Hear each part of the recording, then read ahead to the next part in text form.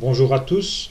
Alors aujourd'hui, lecture de la dernière partie du chapitre Les eaux et le symbolisme aquatique dans Traité d'histoire des religions de Mircea Eliade. Animaux et emblèmes aquatiques. Les dragons, les serpents, les coquilles, les dauphins, les poissons, etc. sont des emblèmes de l'eau. Cachés dans les profondeurs de l'océan, ils sont infusés par la force sacrée de l'abîme. Dormant dans des lacs ou traversant les fleuves, ils distribuent la pluie, l'humidité, l'inondation, contrôlant ainsi la fécondité du monde. Les dragons logent dans les nuages et dans les lacs. Ils sont les maîtres de la foudre. Ils déchargent les eaux uraniennes, fécondant les champs et les femmes. Nous aurons l'occasion de revenir sur le polysymbolisme du dragon, du serpent, des coquillages, etc., que nous ne pouvons que déchiffrer dans le présent paragraphe, nous limitant à la fonction du dragon dans les cultures sino-sud-est asiatiques. Le dragon et le serpent, note de bas de page, les Chinois n'ont jamais très bien distingué le serpent de l'animal mythique. Entre parenthèses, Conféré, Granet, Danses et légendes, 2, page 554. Retour au texte. Le dragon et le serpent sont, selon Chuang Tzu, le symbole de la vie rythmique. Entre parenthèses, Granet, La pensée chinoise, page 135. Fermez la parenthèse. Car le dragon représente l'esprit des eaux, dont l'harmonieuse ondulation nourrit la vie et rend possible la civilisation. Le dragon Ying réunit les eaux et dirige les pluies, car il est lui-même le principe de l'humidité. Entre parenthèses, Granet, Danse 1, page 353 à 356, fermez la parenthèse. Ouvrez les guillemets. Quand sévit la sécheresse, on fait une image du dragon Ying et il commence alors à pleuvoir. Fermez les guillemets. Entre parenthèses, Ibidem, page 361, Conféré, Fraser, The Magic Art and the Evolution of Kings, 1, page 297, au sujet des rituels chinois pour la pluie avec l'effigie d'un dragon. Fermez la parenthèse. L'association dragon-foudre-fécondité est fréquente dans les textes archaïques chinois. Entre parenthèses, Conféré, Granet, Danse 1, page 344 à 350. 2, page 555. Karlgren, Some Fecundity Symbols, page 37, etc. Fermez la parenthèse. Ouvrez les guillemets. La bête du tonnerre a le corps d'un dragon avec une tête humaine. Fermez les guillemets. Entre parenthèses, Granet, 2, page 510. Fermez la parenthèse. Une jeune fille devint enceinte de la salive d'un dragon. Entre parenthèses, Karlgren, page 37. Fermez la parenthèse. Fouilly, un des fondateurs de la civilisation chinoise, est né dans un étang renommé pour ses dragons. Entre parenthèses, Chavannes, Mémoire de Tzema Tsien, 1, page 3 et suivante. Fermez la parenthèse. Ouvrez les guillemets. Le père, entre parenthèses, de Cao Tzu, fermez la parenthèse, se nommait Tai Kong. Sa mère se nommait la vénérable Liu.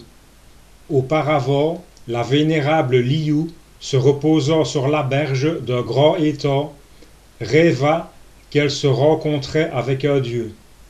Au même moment, il y eut des coups de tonnerre, des éclairs et une grande obscurité. Tai Kong alla voir ce qui se passait et il aperçut un dragon écailleux au-dessus de sa femme. À la suite de cela, celle-ci devint enceinte, puis elle donna naissance à Cao Tzu. Fermez les guillemets. Entre parenthèses, Tzema Tsien, Mémoire 2, page 325. Fermez la parenthèse. En Chine, le dragon, emblème urano-aquatique, se trouve en liaison continuelle avec l'empereur, représentant des rythmes cosmiques et distributeur de la fécondité sur la Terre. Quand les rythmes sont perdus, quand la vie cosmique ou sociale se désorganise, l'empereur sait comment régénérer sa force créatrice et rétablir l'ordre. Un roi de la dynastie Ia, afin d'assurer le développement de son royaume, mangea des dragons. Entre parenthèses, Granet, Civilisation chinoise, page 216. Fermez la parenthèse. Aussi, les dragons gardiens des rythmes apparaissent-ils toujours lorsque la force qui autorisait la dynastie Ia à régner était en décroissance ou en cours de régénération. À sa mort, ou quelquefois même pendant sa vie, l'empereur retournait au ciel. Ainsi, par exemple, Wang Ti, le souverain jaune, fut enlevé au ciel par un dragon à barbe, avec ses femmes et ses conseillers, au nombre de 70 personnes. Entre parenthèses, Tse Ma Tsien, Mémoire 3, deuxième partie, pages 488 et 489. Fermez la parenthèse. Dans la mythologie chinoise, de structure continentale, le dragon, emblème des eaux, est investi toujours plus fortement par les vertus célestes. La fertilité aquatique se concentre dans les nuages, dans une région supérieure. Mais l'ensemble fécondité, eau, royauté, entre parenthèses ou sainteté, fermez la parenthèse, c'est mieux conservé dans les mythologies sud-est asiatiques, dans lesquelles l'océan s'avère le fondement de toute réalité et le distributeur de toutes les forces. J. Przylewski a analysé un grand nombre de légendes et de contes austro-asiatiques et indonésiens présentant tous une particularité commune. Le héros doit sa condition extraordinaire, entre parenthèses, de roi entre guillemets ou de saint entre guillemets, fermez la parenthèse, au fait qu'il est né d'un animal aquatique. En Annam, le premier roi mythique a le titre de Langquam, le roi dragon entre guillemets. En Indonésie, selon le témoignage de Chow Yu Kwa, les rois de Sanfotsi portaient le titre de Langtsin, ouvrez les guillemets, esprit sperme de Naga, fermez les guillemets. Entre parenthèses, conféré, Przylewski, la princesse à l'odeur de poisson, page 276, fermez la parenthèse. Nagi est un esprit aquatique féminin qui remplit dans les régions austro-asiatiques le rôle du dragon en Chine. Sous sa forme marine ou sous l'aspect d'une princesse à l'odeur de poisson, le tout entre guillemets, Nagi s'unit avec un brahman et fonde une dynastie. Entre parenthèses, version indonésienne, Champa, Pegu, Siam, etc. Fermez la parenthèse. Selon une légende palung, le Nagi Tusandi a aimé le prince Turiya, fils du soleil. Note de bas de page. A remarqué la polarité serpent, entre parenthèses, poisson, monstre marin, symbole des eaux, de l'obscurité, de l'immanifesté. Fermez la parenthèse. Soleil, entre parenthèses, fils du soleil, entre guillemets, ou un brahman, etc. Symbole du manifesté. Fermez la parenthèse. Polarité abolie par les mariages mythiques qui fondent une dynastie, c'est-à-dire qui ouvrent une nouvelle époque historique. La fusion des principes contraires se rencontre chaque fois qu'on essaye de formuler entre guillemets la divinité. Entre parenthèses, conféré, Eliade, Mitul Rete Grari, page 52. Fermez la parenthèse. Dans les mythes indonésiens et sud-est asiatiques auxquels nous nous référons plus haut, cette coincidentia oppositorum signifie la fin du cycle par la régression dans l'unité primordiale, suivie par l'inauguration d'une dynastie entre guillemets, c'est-à-dire d'un nouveau cycle historique.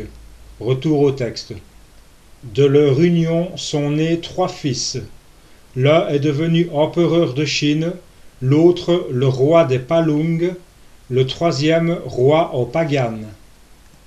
Selon Sedjarat Malayu, le roi Suran est descendu au fond de l'océan dans une caisse de verre et, bien accueilli par les habitants, s'est marié avec la fille du roi.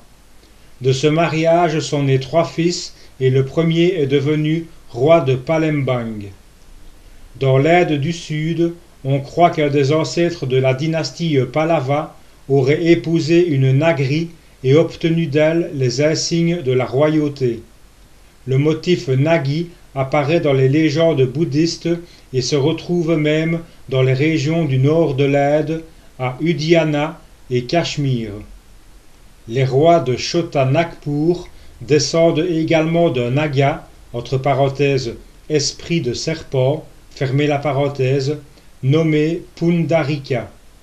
Celui-ci, dit-on, avait la respiration fétide, détail qui rappelle, ouvrez les guillemets, la princesse à l'odeur de poisson, fermez les guillemets.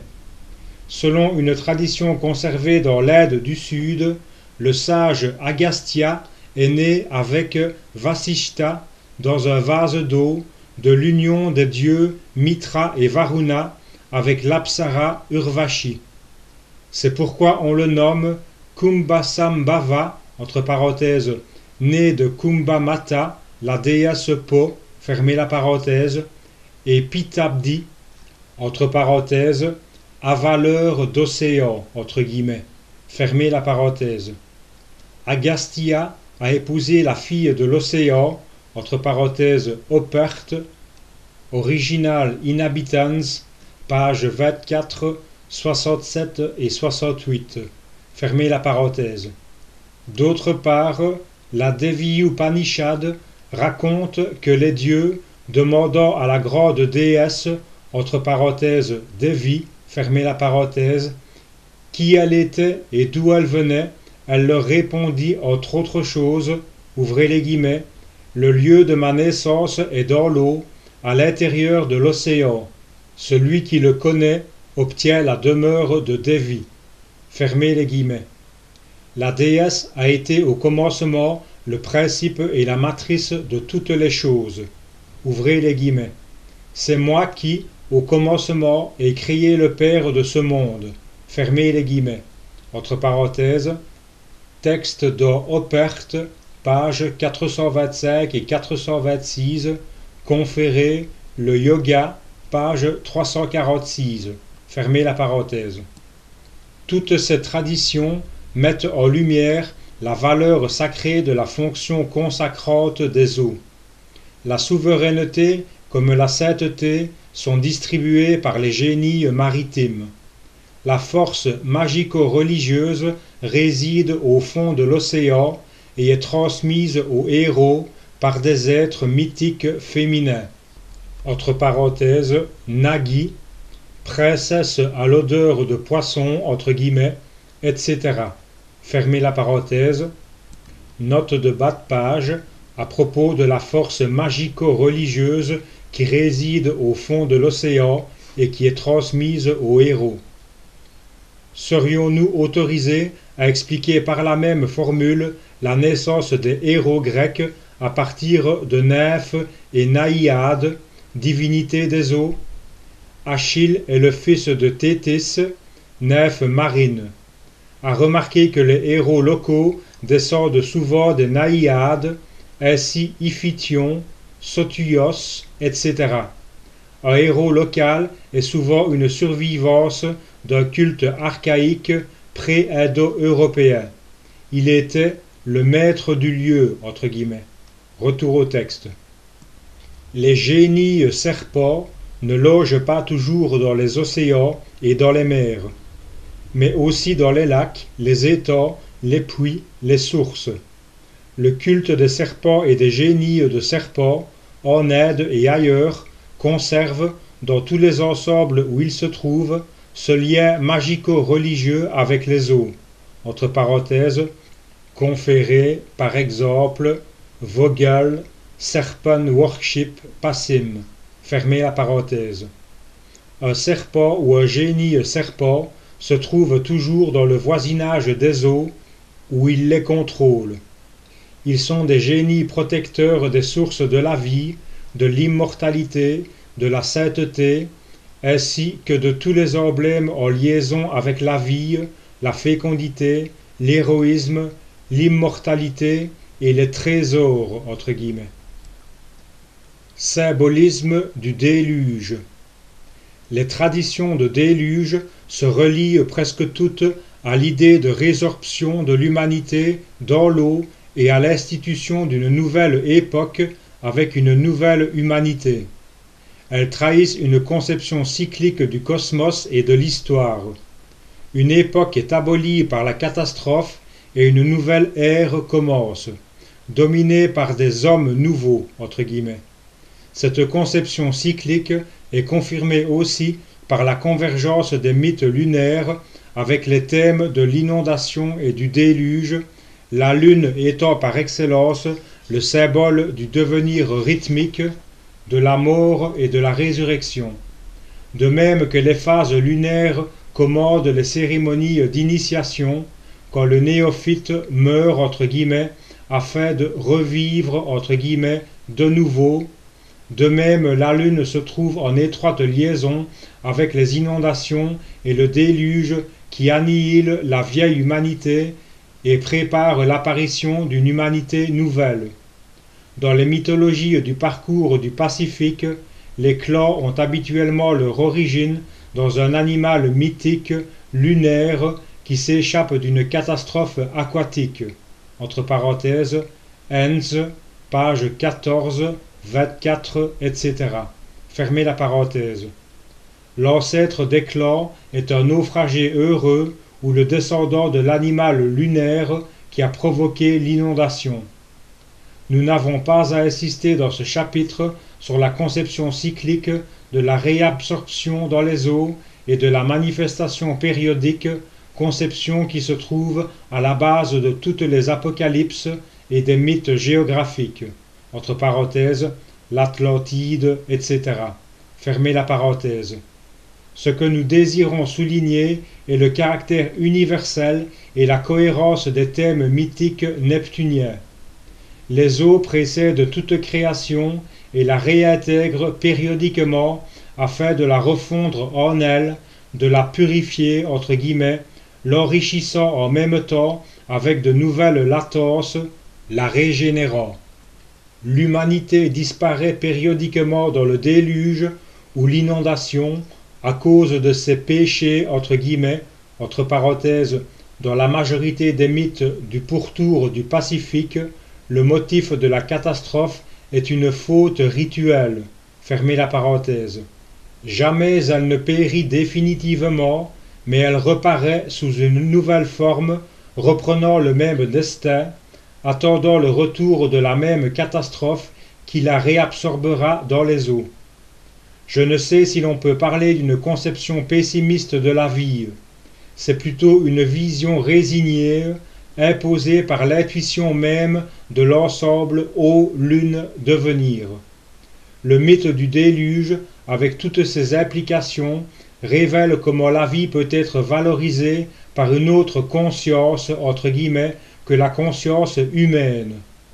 Vue, entre guillemets, du niveau neptunien, la vie humaine apparaît comme une chose fragile qu'il faut réabsorber périodiquement parce que le destin de toutes les formes est de se dissoudre afin de pouvoir reparaître. Si les formes, entre guillemets, n'étaient pas régénérées par leur réabsorption périodique dans les eaux, elles s'effriteraient, épuiseraient leurs possibilités créatrices et s'éteindraient définitivement. Les méchancetés, entre guillemets, les péchés, entre guillemets, finiraient par défigurer l'humanité. Vidée des germes et des forces créatrices, l'humanité s'étiolerait, décrépite et stérile. Au lieu de la régression lente en forme sous-humaine, le déluge amène la réabsorption instantanée dans les eaux, dans lesquelles les péchés entre guillemets sont purifiés et desquels naîtra l'humanité nouvelle régénérée. Synthèse. Ainsi, toutes les valences métaphysiques et religieuses des eaux constituent un ensemble d'une cohérence parfaite. À la cosmogonie aquatique correspondent, au niveau anthropologique, les hylogénies, les croyances que le genre humain est né des eaux. Au déluge ou à l'engloutissement des continents dans les eaux, entre parenthèses type l'Atlantide, fermez la parenthèse, phénomène cosmique qui se répète par une nécessité cyclique, correspond au niveau humain la deuxième mort entre guillemets de l'âme, entre parenthèses, libation funéraire, l'humidité entre guillemets et l'aimone en enfer, etc. Fermez la parenthèse, ou la mort rituelle initiatique par le baptême. Mais aussi bien au niveau cosmologique qu'au niveau anthropologique, l'immersion dans les eaux n'équivaut pas à une extinction définitive, mais seulement à une réintégration passagère dans l'indistinct, à laquelle succède une nouvelle création, une nouvelle vie ou un homme nouveau, selon que nous avons affaire à un moment cosmique, biologique ou sotériologique. Au point de vue de la structure, le déluge entre guillemets est comparable au baptême entre guillemets et la libation funéraire ou l'enthousiasme nympholeptique aux lustrations des nouveau-nés ou aux bains rituels printaniers qui procurent la santé et la fertilité. Quel que soit l'ensemble religieux où elles sont présentes, la fonction des eaux s'avère toujours la même. Elles désintègrent, abolissent les formes, lavent les péchés entre guillemets, purifiant et régénérant en même temps. Leur destin est de précéder la création et de la réabsorber, ne pouvant jamais dépasser leur propre modalité, c'est-à-dire ne pouvant se manifester dans des formes. Les eaux ne peuvent dépasser la condition du virtuel, des germes et des latences. Tout ce qui est forme se manifeste au-dessus des eaux, en se détachant des eaux. En échange, dès qu'elle s'est détachée des eaux, cessant d'être virtuelle, toute forme entre guillemets tombe sous la loi du temps et de la vie. Elle acquiert des limites, connaît l'histoire, participe au devenir universel, se corrompt et finit par se vider de sa substance si elle ne se régénère pas par des immersions périodiques dans les eaux, si elle ne répète pas le déluge entre guillemets suivi de la cosmogonie entre guillemets. Les lustrations et les purifications rituelles avec l'eau ont comme but l'actualisation fulgurante de ce temps-là entre guillemets in illo tempore où eut lieu la création. Elles sont la répétition symbolique de la renaissance des mondes ou de l'homme nouveau entre guillemets. Tout contact avec l'eau, quand il est pratiqué avec une intention religieuse, résume les deux moments fondamentaux du rythme cosmique, la réintégration dans les eaux et la création.